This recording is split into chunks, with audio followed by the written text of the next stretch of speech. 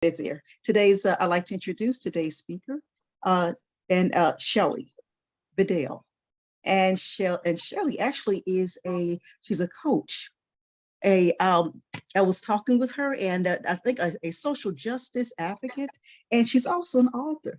And so one good question that I really am looking forward to asking Shelley today is when she says that all you need is one egg. One egg. And I tell you, that took my mind off to a lot of different things in life in general. All you need is one egg. And that means that quality, value, one. We talk about niches all the time as well. So Shelley's with us today, and she's going to tell us, she's an author, guys, and she's going to talk to us about what she means by that phrase. Hi, Shelley.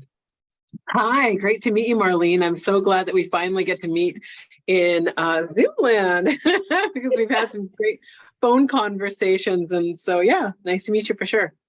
Wonderful. And you're from Canada, correct? I am. I live in the Greater Vancouver area, in Surrey, British Columbia, and typically out here when we acknowledge where we're from, we also acknowledge the Indigenous folks of the land that we live on and play on and work on. And so the where I live is in Surrey, BC, and it is the traditional and unceded territories of the Tsawwassen First Nations, the Semiahmoo First Nations, the Kwantlen First Nations, and the Kwat First Nations folks. So yeah, I'm honored to be on this land. Wonderful. Okay, well, listen, you already know my first question. Okay, tell us about that phrase. Well, you only need one good egg.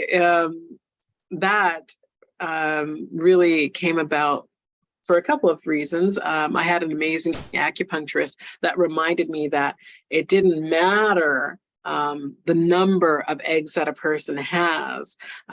This is for IVF. It's really about that quality. And if you've got that really good quality egg, it's not about quantity, it's about quality. And so that was the reminder that he gave me. And that's the part of the title of my book. And I think in your book you asked what the maximum could be, and I think your doctor said 2, right? Yeah, that was for when we did the transfer for the embryo transfer. Yes, that's which what left one egg, correct? That that egg is now what froze? Is frozen? Yeah, absolutely. So that's another question and decision at a later date. What's going to happen to that egg? So, but I got to ask you though, when did you come up with this title for your book? Was it while you were pregnant, after the pregnancy, while you were talking to your mom? It was after? I was talking to Razzie, my book coach. And so I'd written everything and I was all excited and I was like, I don't have a title. I don't know what to use. And I don't know. And so we were brainstorming. Like I was trying to figure it out on my own. And then we were brainstorming. And I went down and thought about we did a word drop at the beginning of the whole process, trying to figure out, like what are some words that are coming up. And it was in that moment of just kind of reflection from my pre-writing that I thought about what the acupuncturist had said, and we were playing around with different things, and that's kind of how it came out of you only need one good egg, manifesting a miracle. I just had to say congratulations. And for you, for you and for your baby, she's beautiful. I saw the picture. She's gorgeous. And thank you so much. Now, was it after birth of your baby you thought about the book? You thought about the book afterwards, right? Or was it absolutely? It was after. No, it wasn't. I honestly, before I had my daughter, I never thought I'd become an author. That was not really on the top of mind. And even shortly after I gave birth, that still wasn't top of mind. It wasn't until I would say the spring of last year. So my daughter was about 6 months old or so.